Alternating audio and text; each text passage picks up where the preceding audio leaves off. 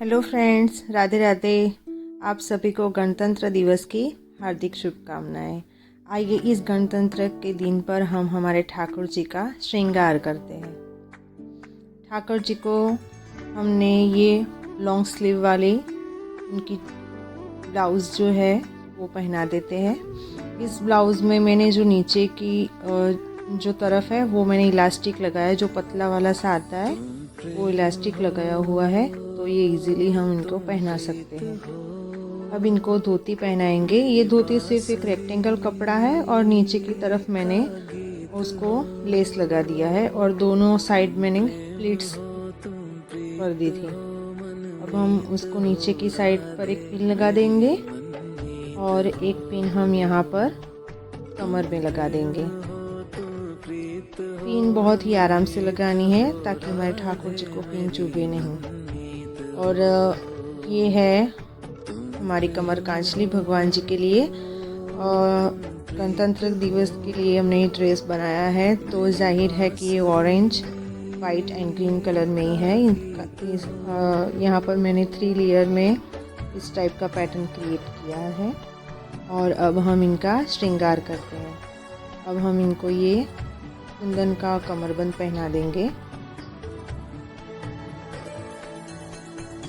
और अब ये छोटा वाला चौकर हार पहनाएंगे। मेरे पास ऑरेंज नहीं था लेकिन ये रेड वाला था, तो ये मैंने पहना दिया। अब छोटा वाला हार पहनाएंगे। सारी ज्वेलरी पर्ल्स की बनाई हुई है और ये मैंने खुद बनाई हुई है। और अब ये लॉन्ग वाला भी पहना देंगे।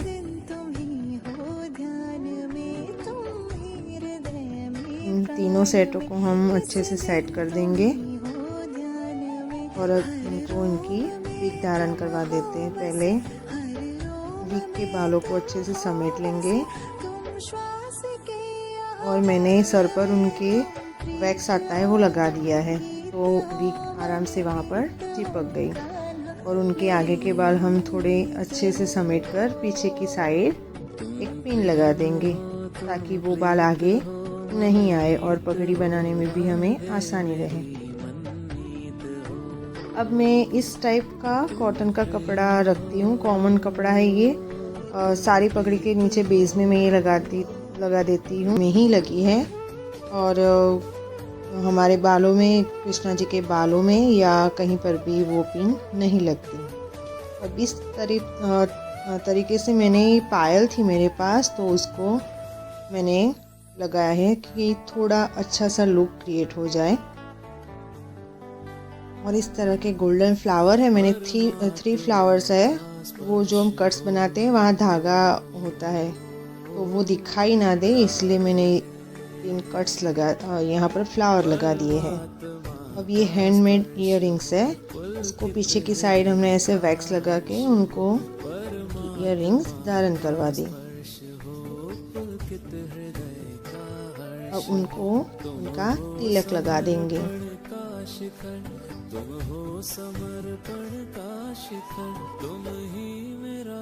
और पगड़ी को भी अच्छे से सेट कर देंगे। और ये है इनके हाथों के लिए। बेसिकली ये एक चौकर हारी है राधा रानी और ठाकुर जी के लिए, पर हम उसको मल्टीपर्पज़ यूज़ भी कर सकते हैं। तो दोनों चौकर को मैंने ऐसे हाथों में पहना दिया और उनका नज़र बट्टू लग गया और अब उनकी नथ भी लग गई। और ये एक छोटा सा मेरे पास था, ऑरेंज पार्ट था, वहाँ कुछ खाली सा लग रहा था, तो मैंने ये पाग अटैचमेंट लगा दिया। अब ये बड़ी पायल है जो मैं ज़्यादातर बहुत यूज़ करती हूँ, मीशो से ही मंगवाई थी, बहुत ही अच्छी क्वालिटी की है। तो इसको मैंने 2 बार ऐसे लपेटा तो उनकी पायल बन गई। अब इस तरह से मैं दूसरे पाँव में भी पहना दूँगी।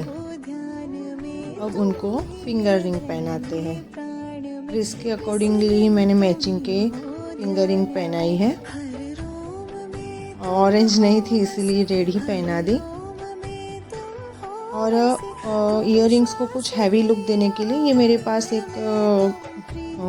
डायमंड की चेन है, उसको मैं थोड़ा सा कट कर लूँगी और दोनों छोर पर थोड़ा थोड़ा सा वैक्स लगा दूँगी, इस तरह से जो दिखाई ना दे। और उसका एक छोर जो ग्रीन वाली है उसके नीचे लगाऊंगी और दूसरा छोर है वो रेड वाले के फिंगर रिंग्स के नीचे ऐसे आराम से प्रेस कर देना है। तो कुछ इस तरह से उसका लुक आ जाएगा।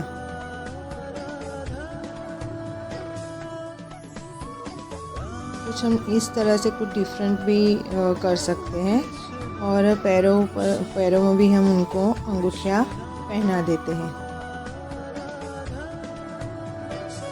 यहाँ पर मेरी बेटी बोल रही थी कि मम्मा मुझे भी श्रृंगार करना है, तो उसने भी थोड़ी हेल्प कर दी।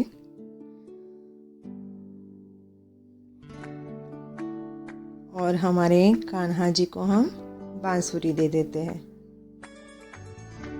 उनका पटका मैंने कुछ डिफरेंट स्टाइल से बनाया हुआ है, तो वो हम लास्ट में उनको पहना देंगे। अब इनको हम बहुत सारी मोरपंख है एक्चुअली मेरे पास, तो ये स्टाइल मुझे ज़्यादा पसंद आया, तो इसको भी हम मोरपंख लगा देते हैं, क्योंकि विदाउट मोरपंख तो हमारे कान्हा जी को अच्छा नहीं लगेगा।